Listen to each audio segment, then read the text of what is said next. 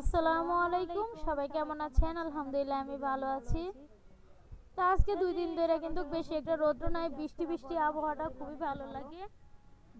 শহরে থাকলে কিন্তু এই আবহাওয়াটা উপভোগ করা যায় না, গ্রামে আসলে করা যায়। তো এদিকে রান্না বান্না শেষ করার পরে ফাঁকের ঘরগুলো পরিষ্কার করার পরে যে এদিকে নানুর হলুদ মরিচের টোয়াগুলো ধুয়ে দিলাম। তারপরে এদিকে হাঁড়ি পাতিলগুলো ভালো করে ধুয়ে নিলাম। আমরা কিন্তু সব কাজকাম পুষ্কুনিতেই করি, ভালো লাগে। গ্রামে আসলে পুষ্কুনির মধ্যে কাজকাম করতে আমার কাছে খুব ভালো লাগে। তো এই যে বাজারে গেলাম, গাড়ির জন্য কিছুক্ষণ দাঁড়িয়েছিলাম। তো গাড়ি অনেকক্ষণ পরে আসছে, আসার পরে একটা গাড়ি পেলাম। পাওয়ার পরে যে বাজারে গেলাম, ছেলের কিছু ওষুধ লাগবে, ওষুধের জন্য বাজারে যাইতেছি।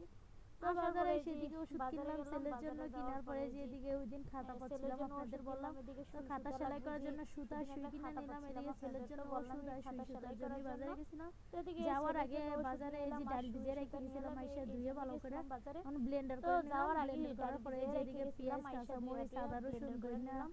হলুদ লবণের দিয়ে ভালো করে মিশিয়ে তারপরে যে বড়াগুলো ভাইজা নিতেছি গ্যাসের মধ্যে। আজকে সন্ধ্যার নাস্তা ছিল আমাদের বড়া। তো আমাদের ভিডিওটা কেমন লাগলো অবশ্যই জানাবেন।